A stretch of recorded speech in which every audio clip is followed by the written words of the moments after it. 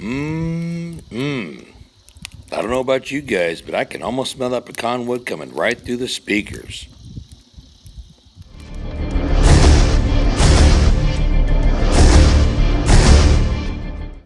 What's up, Internet? Big J with Big J's Extreme Fitness. Here's a real quick recap of how I prepare my smoker for meal prep.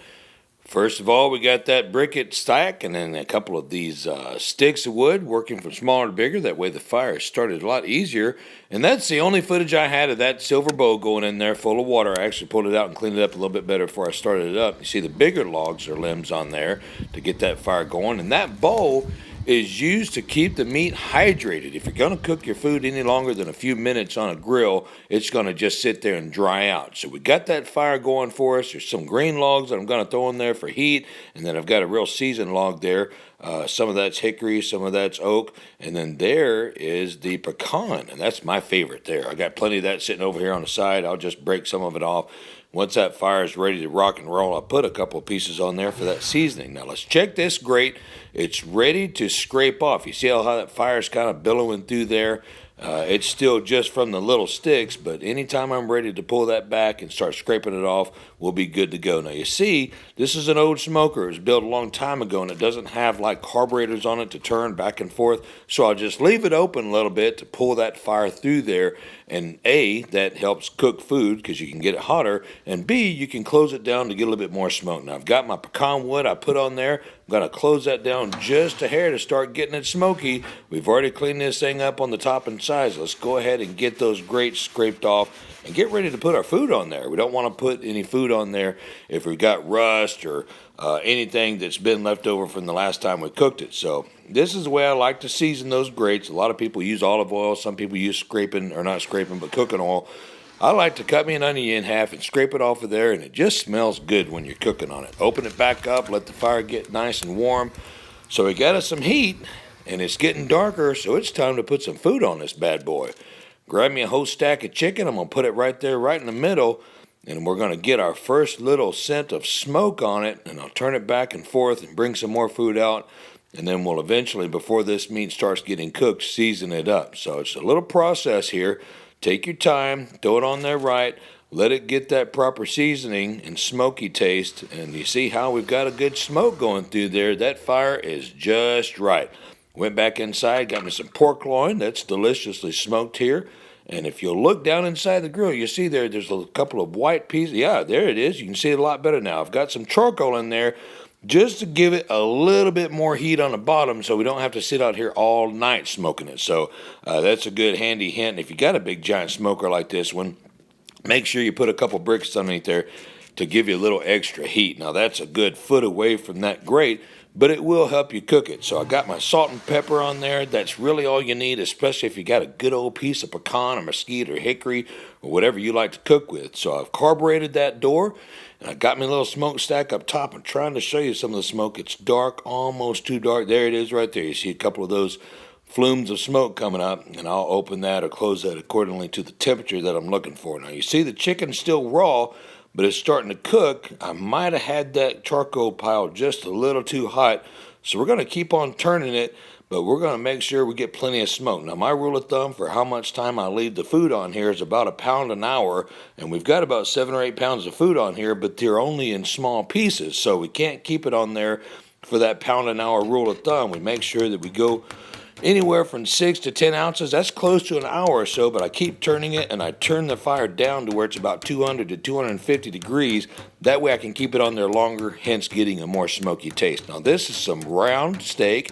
It's a very tough steak, but I'm cooking for the week, and I wanted to get me plenty on there, so it's going to be a little tough. So I'll get my tenderizer, and I'll beat it up on one side, flip it back over, beat it up on the other side, and then that gives it a little bit more of a tender texture, and it tastes pretty doggone good, especially if you smoke it just right and put you a little seasoning on there. A little salt and pepper is all I need, especially if you've got, again, a good stick of wood on there.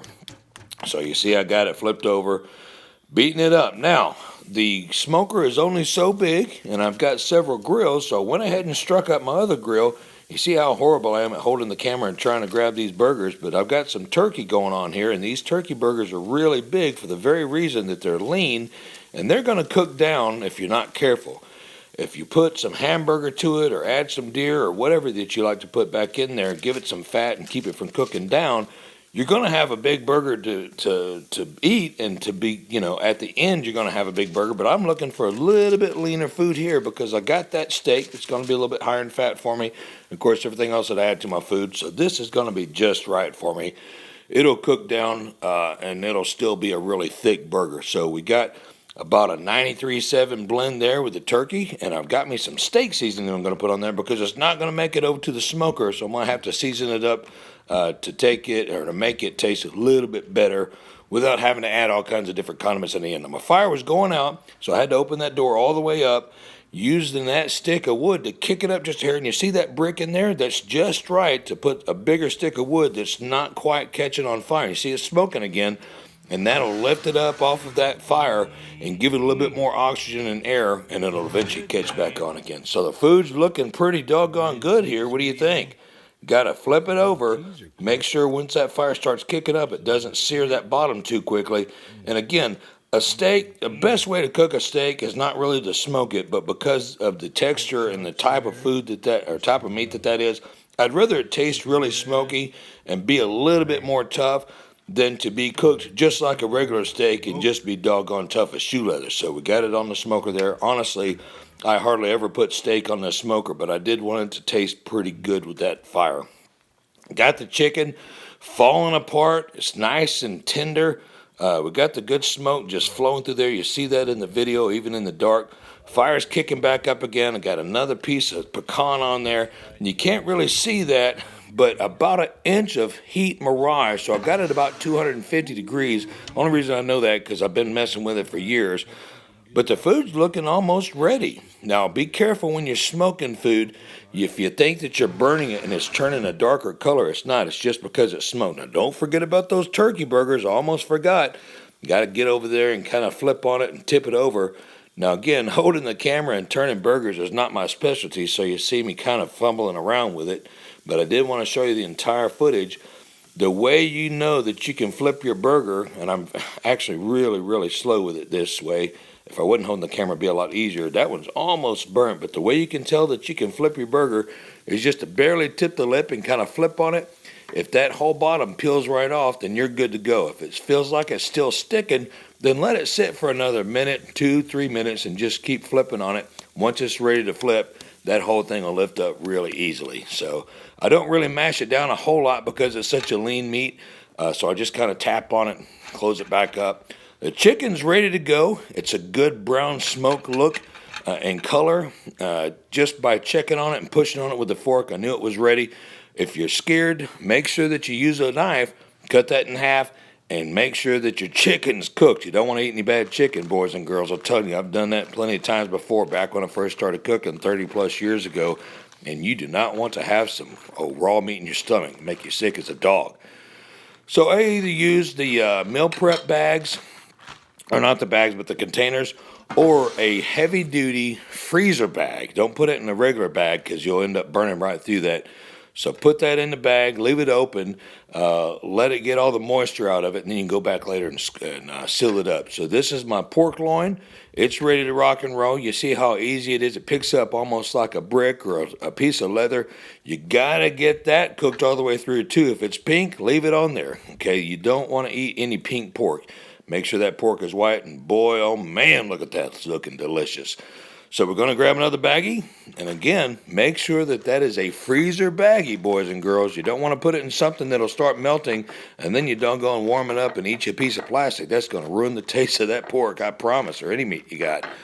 So we got it opened up, throwing it in there, going to leave it open. I want to grab the camera and let you see I still got the chicken open just a hair, and then I'll zip that back up after I put the camera down and head back out and grab the steak off the grill. Here we go, pulling it off. Looks good. It kind of looks like it's burnt, but it's not. It's about medium rare still. Again, a real tough top round meat. It's a good, healthy meat. It's lean. There's not a lot of fat. As a matter of fact, there's no fat except around the edge there. But, again, if you're doing a whole bunch of food and you want to cut some costs, grab you some of that and, tenderize it and throw it on the smoker or season it just right. And you're going to have you a good old delicious meal. Well, there's some of that steak now. Ended up delicious, medium. Now, if you're warming the food up the next day, wrap you a paper towel around that food or that meat and soak it in water. And that way you're not going to go from medium to medium well or from medium well to well done or well to burnt. So there's some of the pork and chicken, and that's the lunch the next day. And I appreciate you guys watching the video.